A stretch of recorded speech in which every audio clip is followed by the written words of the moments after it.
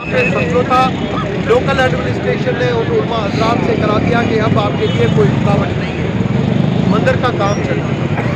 22 दिसंबर को एक उलमा की फिर दोबारा उसी बंदे ने कुछ लोगों की मीटिंग की है। 22 दिसंबर को मीटिंग की है जिसके अंदर दोबारा मंदिर को फायर करने के लिए उसने इंतजाम कर पुजारी को बैठने नहीं देना है। मगर one man commission on minority rights बना हुआ है जिसकी सरबराही शोएब सदर साहब करते हैं। मैं उसका मेंबर हूँ, साकिब जिलानी साहब उसका मेंबर है, एडिशनल अटॉर्नी जनरल उसका मेंबर है।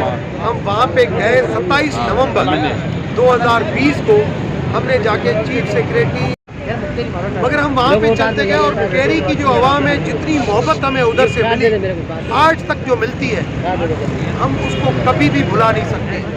मगर वो बंदा, वो एलिमेंट जिन्होंने माजी से लेके आज तक हर्डल्स हमारे लिए पैदा किए, उसने हमारे मंदिर को कभी भी अपने दिल के साथ एक्सेप्ट किया।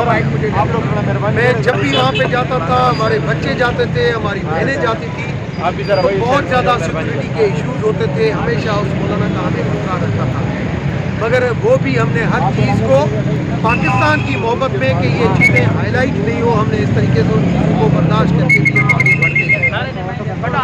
कुछ दिन पहले 5-6 महीने पहले जो हमारे वहाँ पे काम चल रहे थे तो कुछ लोगों को वहाँ पे एक्टिवेट दोबारा सज़ा दी जाती तो आज का दिन भी देखना नहीं पड़ता।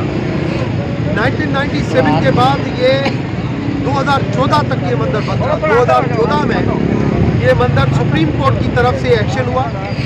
सुप्रीम कोर्ट में मैं ये मैटर लेके गया तसुफ हुसैन जिलानी साहब के पास। 19 जून 2014 में ये मंदिर की रिहेबिलिटेशन का आर्डर हुआ।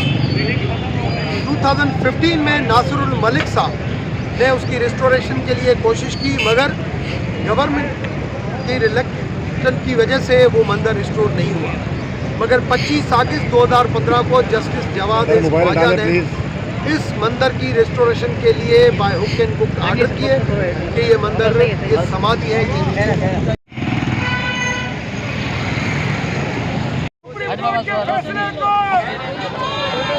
सुप्रीम कोर्ट के फैसले को